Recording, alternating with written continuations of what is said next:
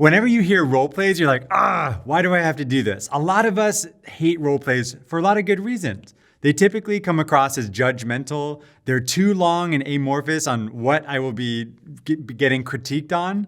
And ultimately, people don't like performing in front of their peers because it's uncomfortable. But sales is a performance-led function, so we got to figure out how to do that. And as a manager and a coach, we are responsible for making this a great learning atmosphere. The way that you do that is by first understanding the skill that you want them to practice. Doing a role play that says, structure this open-ended discovery call, and you have no idea what you really should be practicing, that can strike fear. Nobody knows where to start, what to go into. It's uncomfortable. So instead, be very specific on the one skill that you want to practice. Then we need to go up to have a very clear scenario. This taps into the learning science that you perform much better when you study for a test in the same room that you take the test. What I want you to do whenever you do a role play is don't make it feel like improv comedy, but focus on a realistic scenario. So you'd say something like, Scott, think of the last time that you've had a scheduled discovery call. Who is that with? And then I want you to drill into the person's name. Don't just say, it was with Acme Incorporated. Instead, it says, this was with Jill, VP of Sales. And so now you're very specific. I can visualize talking to a VP of Sales. If you need to clarify if this is a big company or a small company, make it realistic. This will help people apply the skill after the training to a realistic scenario. The third thing that you need to do is go into your setup. When doing a role play, be very clear about who is doing what role and what part of the conversation that you're starting with. So you'd say something like, Miles, I want you to be the salesperson, and Scott, I want you to be the customer. Now, customer, you're going to ring. This is going to be an unscheduled call, so you'll pick up and say, ring, ring, this is Scott. And then Miles, what I'd like you to do is immediately start with appreciate and go through the ACE opening. So Scott, you'll say, ring, ring. Miles, you'll say, appreciate. And then we go into the fourth step, which is start.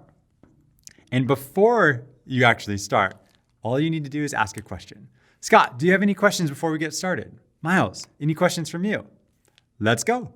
And what this allows you to do is make it very easy for them to know how to start. Because oftentimes when a role play starts in an uncomfortable way, it's all of the excuses come out. It's like, wait, what kind of call is this? Wait, who am I calling? Wait, what am I supposed? And you get rid of all of that. You make it so easy for everybody to know what they're supposed to be doing. All you do is now focus on practicing the skill. Once you get to this final phase, we now go into feedback. And feedback needs to be delivered very simply. There's going to be 2 steps of the feedback process.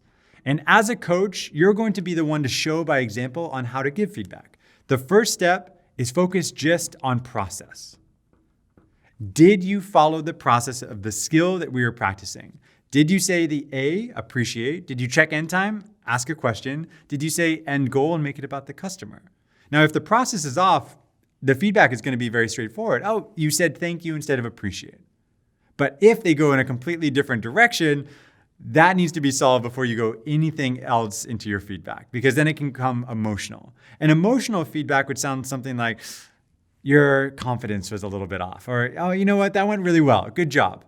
But there's nothing there that you can take action on. So what we want to then focus on after process is execution. Execution comes into the tone, the word choice, the quality of the questions that you had.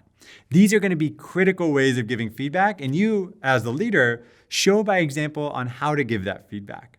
And then other people can give that type of feedback in the future, that peer-to-peer. And this creates role plays as a really powerful internal training tool that anybody can use. You take the fear away from it, the judgment away from it, and you just focus on the skill. And when you make it so specific, people realize that with a little practice, everybody can improve. I hope this framework for setting up role plays will take your team to the next level.